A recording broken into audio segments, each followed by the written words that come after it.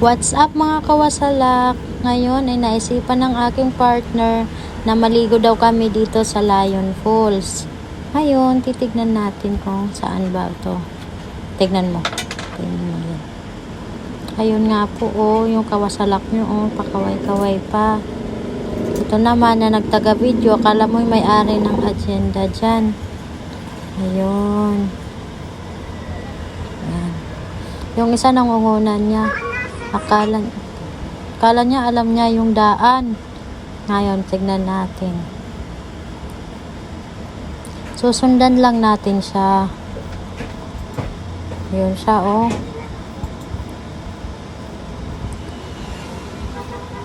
Saan kaya pupunta yon? Taong bukid kasi yan Kaya alam niyo pasikot-sikot dyan,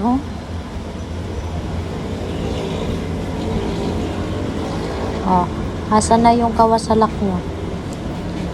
Ayun. Ito nga pala yung pinakakanal ng dinadalo yan ng falls sa tubig. Ayun. Mukhang natatanaw na natin siya. Medyo konting ingat nga lang kasi dahil malalaki yung mga bato. Ayun. Dahan-dahan lang yan si Team Kawasalak nyo at baka alam nyo na at nagtanggal pa nga ng tsinelas. Baka masugatan daw ang tsinelas, di bali na lang pa ang masugatan.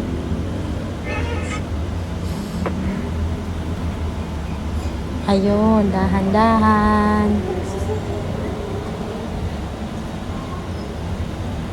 Ay, ang ganda ng Diyos, simple lang. Ayun.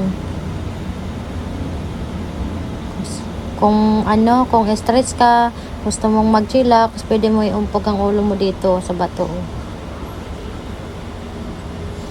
Ay, char lang. Wag naman. Ligo mo lang ba?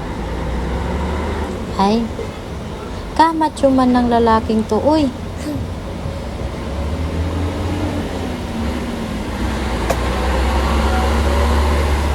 Ayun. Ay, pakaway-kaway pa. Kamacho ng mga lalaking to ba? Walang mga damit ay kikita ang kanilang mga abs. Ayun. Shout out tita.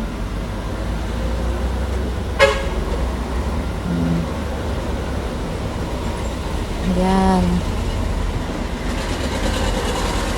Simple lang siya, guys. Good for family outing.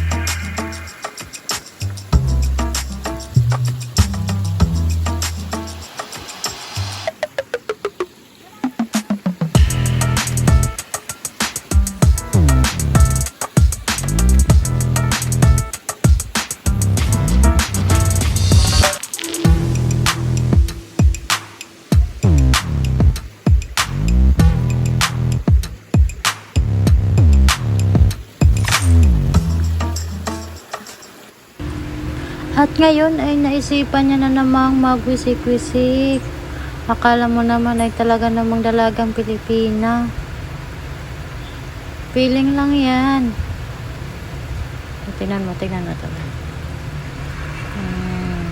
Nang maiba na nga yung pwesto. Ay! Kala ko kung sino yung nakapatong dyan. Nagawa kaya ng Team Kawasalak nyo dyan?